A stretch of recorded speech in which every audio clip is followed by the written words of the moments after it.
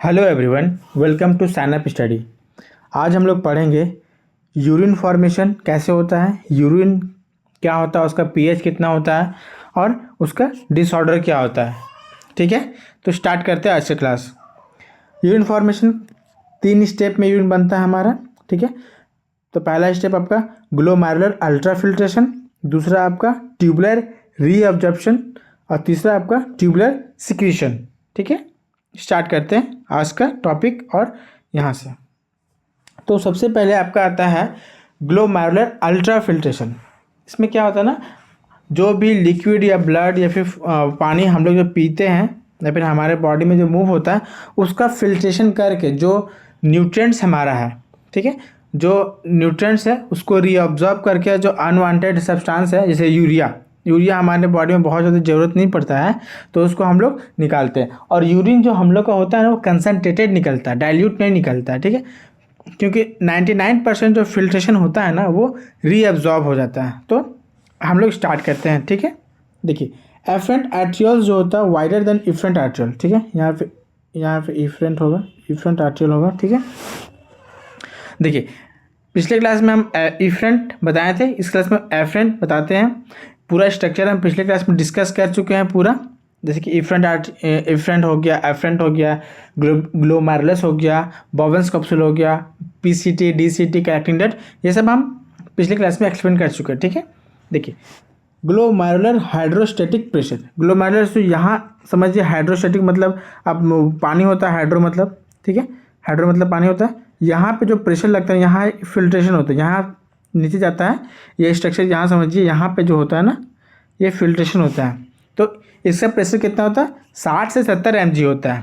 ठीक है, और ये प्रमोट करता है किसको, फिल्ट्रेशन। अगर 60 से 70 mg नहीं होगा ना तो फिल्ट्रेशन को प्रमोट नहीं करता, क्योंकि पानी प्रेशर में जाएगा तभी। जैसे चाय हम लोग छानते हैं तो एक आप सडनली तो गिरता नहीं है, उसमें भी कुछ प्रेशर लगता है तभी वो चाय पत्ती ऊपर छाना जाता है और नीचे आपका चाय गिर जाता है। ठीक है, मतलब लिक्विड पार्ट गिर जाता है।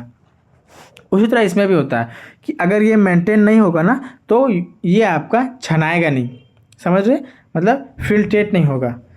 ब्लड कोलाइड ऑस्मोटिक प्रेशर कितना होना चाहिए, 30 से 32। कैप्सुलर हाइड्रोस्टैटिक प्रेशर कितना होना चाहिए, 10 से 18 mg/Hg। ठीक है, नेट फिल्ट्रेशन क्या होता है, देखिए GHP मतलब ग्लोमेरुलर हाइड्रोस्टैटिक प्रेशर माइनस, ये माइनस है, माइनस आपका BCOP और CHP पिछले बताए थे पिछले स्लाइड में, है ना। इसको याद रखिएगा, नेट फिल्ट्रेशन रेट कितना होता है आपका 10 से 12 mmHg होता है, ये इंपॉर्टेंट है। ठीक है, 10 से 12 mg ये नेट फिल्ट्रेशन प्रेशर होता है। कार्डिक आउटपुट में कितना होता है 5 लीटर पर मिनट, 5 लीटर पर मिनट हमारे दोनों किडनी में ये आता है 1 मिनट में, क्योंकि किडनी कार्डिक आउटपुट से ही जो ब्लड निकलता है वो किडनी पे आता है, फिर वहाँ से जो रीअब्जॉर्ब होता है, ठीक है, फिल्ट्रेशन करने के लिए यहाँ पे होता है। देखिए 1/5 of the cardiac output blood send to the both the kidney per minute, दोनों किडनी में 1 मिनट में सेंड करता है। ठीक है, रीनल प्लाज्मा फॉलो कितना होता है तो 650 mg होता है, 650 ml। ग्लोमेरुलर फिल्ट्रेशन रेट ये याद रखिएगा आप लोग, इंपॉर्टेंट है, 125 ml पर मिनट होता है, ये इंपॉर्टेंट डाटा है ये दोनों। ठीक है, अमाउंट ऑफ फिल्ट्रेट फॉर्म पर मिनट बोथ द किडनी। अब देखिए दोनों किडनी हमारा एक दिन में 180 लीटर को फिल्ट्रेट करता है। 180 लीटर बहुत ह्यूज अमाउंट होता है लिक्विड, 180 लीटर। ठीक है, तो इतना हमारे यूरिन नहीं निकलता है, ये 99% क्या होता है रीअब्जॉर्प्शन हो जाता है यूरिन का, मतलब ब्लड लिक्विड का, ब्लड का और न्यूट्रिएंट्स का। यूरिन इसको नहीं बोल सकते हम लोग। ठीक है, 180 लीटर फिल्ट्रेट होता है, लेकिन उसमें से 1 से 1.5 लीटर ही हमारे यूरिन निकलता है। ठीक है, आगे बढ़ते हैं। देखिए फिल्ट्रेट जो होता है प्लाज्मा में प्लाज्मा प्रोटीन होता है, ब्लड में क्या क्या होता है RBC, WBC, प्लेटलेट और प्लाज्मा प्रोटीन होता है। ठीक है, फिल्ट्रेशन मेम्ब्रेन इसका 3 बैरियर होता है। फिल्टर जो होता है ना इसमें बैरियर होता है कि पहले बड़ा सॉलिड मतलब पहले कोई न्यूट्रिएंट्स रुक जाता है, फिर कोई प्लाज्मा रुक गया, फिर WBC रुक गया, क्योंकि ये सब के अलग अलग सबका साइज होता है ना, उसके कारण अलग अलग इसका मेम्बर्स को क्रॉस करना पड़ता है। जैसे सपोज दैट ये आपका 3 मेंबर हो गया। ठीक है, यहाँ पे आपको एग्जांपल पे है, यहाँ पे सॉलिड रुक गया। जैसे नॉर्मल में आप देखते हैं कि जितना आप लेयर लगाइएगा ना उतना आपका सब छना जाएगा, जितना भी सॉलिड पार्टिकल्स है सब छना जाएगा और जितना भी न्यूट्रिएंट्स है सब छना जाएगा। देखिए इंडोथेलियम ग्लोमेरुलस, ठीक है, पहले तो जो छनाया जहाँ ग्लोमेरुलस है वहाँ पे स्क्वामस एपिथेलियम, पिछले क्लास में स्ट्रक्चर हम बता चुके हैं, ठीक है। एपिथेलियम ऑफ बॉवेंस कैप्सूल, ठीक है। Basement member between two layer, दो लेयर के बीच में जो बेसमेंट मेंबर होता है ना ये भी होता है, ठीक है। ये तीनों याद रखिएगा कि फिल्ट्रेशन मेंबर कितना होता है, तो आपका 3 होता है। क्या क्या होता है, इंडोथेलियम ऑफ ग्लोमेरुलस जो कि सिंपल स्क्वामस एपिथेलियम से बना है, ये पूछा गया है, इसको याद रखिएगा। एपिथेलियम ऑफ बॉवेंस कैप्सूल और basement member between two layer, ठीक है। अब देखिए ट्यूबुलर रीएब्जॉर्प्शन, जो 180 लीटर हमारा फिल्ट्रेट हुआ ना पर डे में, 180 लीटर, जिसमें कि यूरिन आपका 1 लीटर से 1.5 लीटर ही निकला, तो बाकी का जो बचा जैसे 179 लीटर वो रीअब्जॉर्ब होता है हमारे रीनल ट्यूब्यूल्स में। रीनल ट्यूब्यूल्स में क्या क्या आता है, वही पीसीटी, डीसीटी, कलेक्टिंग डक्ट, ये सब रीनल ट्यूब्यूल्स में आता है। तो 99% फिल्ट्रेट होता है और reabsorb from renal tubules by both active and passive means, मतलब इसको किसी तरह से भी हमारे बॉडी में रीअब्जॉर्ब करवाना, चाहे हमारे बॉडी को उसके लिए एनर्जी खर्चा क्यों ना करना पड़े, लेकिन इसको वो रीअब्जॉर्ब करेगा। देखिए एक्टिव में क्या होता है आपका ग्लूकोज, अमीनो एसिड और सोडियम, ठीक है। नाइट्रोजनस वेस्ट और क्लोराइड आपका पैसिव में आ जाता है, ठीक है। इसमें भी बहुत सारे होते हैं, हम बस इतना ही लिखे हैं, इंपॉर्टेंट यही सब पूछता है, इससे अलावा अगर ऑप्शन में नहीं बनाएगा, ठीक है। तो याद रखिएगा 99% आपका जो रीअब्जॉर्ब होता है ये भी इंपॉर्टेंट है, याद रखिएगा, ठीक है।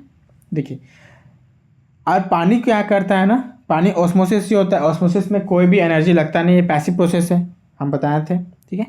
इनिशियल सेगमेंट ऑफ नेफ्रॉन, देखिए ट्यूबुलर सिक्रेशन मतलब कि कौन कितना % रीअब्जॉर्ब करता है, कौन सोडियम, कौन कंडीशनल रीअब्जॉर्ब करता है, ये सब हम पिछले लेक्चर में बता चुके हैं, वो आप ज़रूर देखिएगा, ठीक है। उससे आपको बहुत हेल्प मिलेगी। और टॉपिक को एक बहुत क्वेश्चन हम मतलब लिंक किए हुआ है, एक भी क्वेश्चन आपको यहाँ से नहीं छूटेगा, प्रीवियस ईयर आप लोग जरूर बनाइएगा, ठीक है। अब देखिए maintenance of ionic and pH balance of body fluid, जान रहे हैं हमारे बॉडी में अगर बैलेंस नहीं रहेगा, कोई भी चीज़ अगर बहुत ज़्यादा हो जाता है तो वो हानिकारक होता है हमारे बॉडी के लिए, ठीक है। तो उसमें किसका रोल होता है, तो रोल ऑफ पीसीटी, डीसीटी और कलेक्टिंग डक्ट, ठीक है। ये याद रखिएगा किसका किसका रोल होता है आयोनिक और पीएच बैलेंस में, तो पीसीटी, डीसीटी और कलेक्टिंग डक्ट का याद रखिएगा, इंपॉर्टेंट है।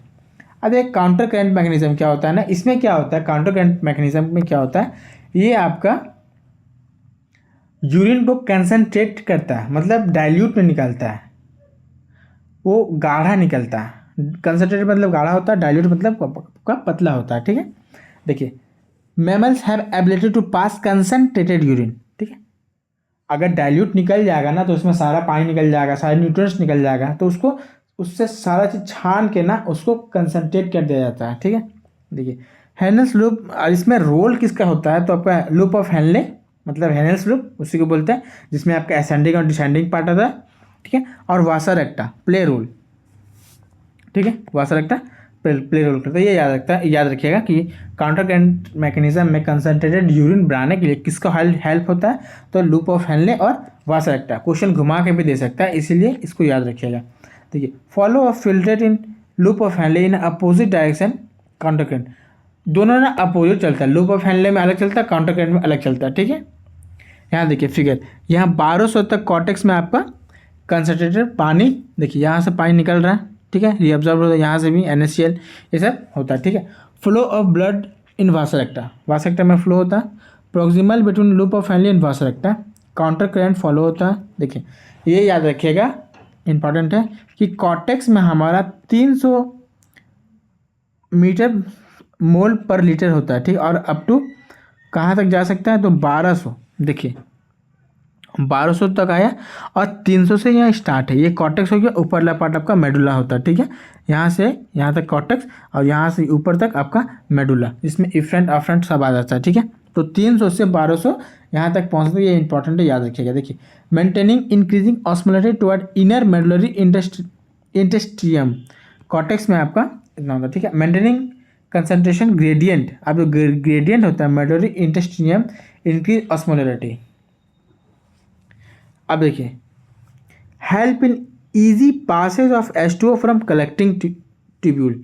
कलेक्टिंग ट्यूब्यूल से जो भी हमारे बॉडी में ज़रूरत के सामान होते हैं वो ऑब्जर्व हो जाता है, बाकी वो पास हो जाता है, मतलब वो यूरिन में कन्वर्ट हो जाता है।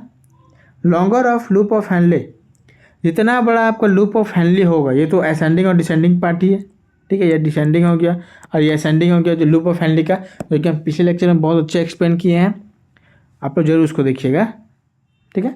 मोर कंसनट्रेटेड, जितना ज़्यादा लूप ऑफ हैंडली बड़ा होगा उतना कंसनट्रेटेड यूरिन होगा, ये याद रखिएगा, पीछे भी बताए हैं। Concentration of urine passed NaCl urea cause this concentrated gradient, और कंसंट्रेशन पाने के लिए NaCl और यूरिया निकलता है, हमारे बॉडी से यूरिया निकलता है हर दिन, वो भी आगे है, उसको बताते कितना निकलता है, ठीक है। Human can pass 4 time more concentrated urine than the initial filtrated. पहला बार जो छन्नी से आपका छनाया है ना, उससे 4 गुना कंसंट्रेटेड, मतलब जितना भी न्यूट्रिएंट्स सब छान लेते हैं उसका बाद ही वो कंसंट्रेट यूरिया और NaCl के प्रेजेंस में, उसके बाद वो निकलता है, ठीक है।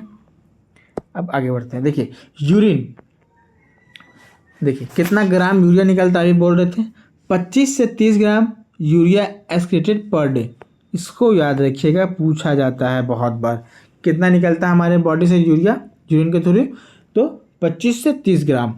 और हम लोग टॉयलेट कितना करते हैं, 1 से 1.5 लीटर पर डे। देखिए, फिल्ट्रेट हो रहा था 180 लीटर पर डे, लेकिन निकल कितना रहा, 1 से 1.5 लीटर। अगर 180 लीटर निकलेगा तो हम लोग दिन भर बाथरूम में बैठे रहेंगे, ठीक है। ये हो गया। पीएच क्या होता है ये याद रखिए, स्लाइटली एसिडिक होता है ये, और इसका पीएच 6 होता है। लाइट येलो कलर होता है, हल्का येलोइश कलर में आता है, वाटरी फ्लूइड होता है। और देखिए, अगर किडनी में कुछ भी दिक्कत हो ना किडनी में, तो डॉक्टर क्या बोलता है ना कि यूरिन टेस्ट कर ले। देखिए, analysis of urine help in clinical diagnosis of many metabolic disorder as well as malfunctioning of the kidney. Kidney ठीक से काम कर रहा है कि नहीं कर रहा है, उसमें कौन सा न्यूट्रिएंट्स ज़्यादा हो गया या फिर कीटोन बढ़ गया, यूरिया बढ़ गया, तो यूरिन का डायग्नोसिस से क्या क्या पता चलता है, अब हम लोग देखते हैं। देखिए, ग्लाइकोसूरिया में क्या है, हमारे यूरिन में अगर ग्लूकोज पास हो रहा है, ग्लूकोज क्योंकि वो तो रीऑब्जर्व होना चाहिए, लेकिन ये पास हो रहा है तो ये नुकसान है हमारे बॉडी के लिए, तो उसको ग्लाइकोसूरिया बोलते हैं। इसको डिसऑर्डर, इसको याद रखिएगा कि ग्लाइकोसूरिया में क्या पास होता है, आपका ग्लूकोज पास होता है, किसमें, यूरिन में, ठीक है। ये निकलना नहीं चाहिए लेकिन ये निकलता है। कीटोनूरिया क्या होता है, presence of ketone bodies, ketone निकलता है किसमें, यूरिन में, तो ये क्या साइन देता है कि आपको डायबिटीज़ हो रहा है, ठीक है। कीटोन निकलता है तो डायबिटीज़ मेलाइटस, याद रखिएगा। नॉर्मल बॉडी में जो ग्लूकोज होता है 100 से 120 mg ब्लड में होता है, ठीक है। और देखिए, स्वेट में, पसीना में क्या क्या निकलता है, तो NaCl यूरिया NaCl और यूरिया इसमें भी निकलता है, लेकिन स्मॉल अमाउंट में, मैक्सिमम आपका यूरिन से निकलता है, और लैक्टिक एसिड भी निकलता है।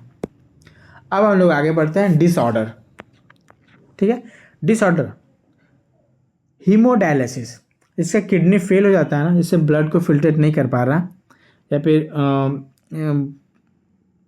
यूरिया बहुत ज़्यादा हो गया, तो यूरिया निकालने के लिए हीमोडायलिसिस होता है। देखिए, malfunctioning of the kidney can lead to accumulation of urea in blood, हमारे ब्लड में यूरिया बहुत ज़्यादा जमा हो जाता है, तो उसको निकालने के लिए हम लोग डायलिसिस कराते हैं। कंडीशन कॉल्ड यूरेमिया, ठीक है। यूरेमिया किसको बोलते हैं, यूरिया को बाहर निकालने का प्रोसेस को, या फिर यूरिया हमारे ब्लड में जमा हो जाता है उसको हम लोग यूरेमिया बोलते हैं, और जो कि बहुत हार्मफुल है, में लीड टू किडनी फेलियर। अगर बहुत ज़्यादा हो जाता है तो किडनी को फेल कर देता है। In such patient urea can be remove by a process called haemodialysis, और उस प्रोसेस को क्या बोलते हैं, जो यूरिया निकालने की प्रक्रिया होती है, क्योंकि किडनी तो काम कर नहीं रहा है बहुत अच्छे से, तो इसको हीमोडायलिसिस किया जाता है। ये याद रखिएगा, क्या होता है हीमोडायलिसिस में, क्या निकालते हैं हम लोग, यूरिया हम लोग निकालते हैं डायलिसिस में, और इसको हम लोग यूरेमिया बोलते हैं। ठीक है। रीनल फेलियर, किडनी आपका काम नहीं कर रहा है। Kidney transplantation is the ultimate method in the correction of renal failure.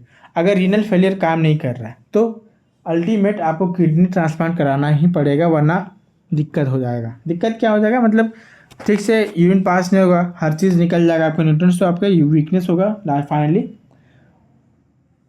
आपको कराना ही पड़ेगा। ठीक है। रीनल क्या स्टोन सुने होंगे आप लोग, किडनी स्टोन हो गया, और एक स्टोन और बताया था डाइजेस्टिव में, जो कि बाइल स्टोन हो जाता है। ठीक है, बाइल में स्टोन होता है। बाइल में तो बाइल का साल्ट जमा होता है। यहाँ पे क्या होता है ना, इनसॉल्युबल मास और crystallize salt oxalate formed within the kidney. Kidney में ये बन जाता है। ठीक है, रीनल कैल्कुलाइज को बोलते हैं। और ग्लोमेरुलर नेफ्राइटिस क्या होता है, inflammation of glomerular of kidney. Glomerulus में क्या हो रहा है, फूल जाता है। इन्फ्लेमेशन मतलब फूल या फिर सूजन हो जाता है हमारे ग्लोमेरुलस में, उसको हम लोग बोलते हैं ग्लोनेफ्राइटिस। ठीक है, याद रखिएगा। ये 4 बीमारी है और पीछे 6 बीमारी आप लोग याद रखिएगा इससे। Thank you. ठीक है, वीडियो कैसे लगा जरूर बताइएगा, अपने दोस्तों के साथ भी शेयर कीजिएगा, और प्रीवियस ईयर आप लोग जरूर बनाइएगा। प्रीवियस ईयर क्वेश्चन, एक भी क्वेश्चन नहीं छूटेगा।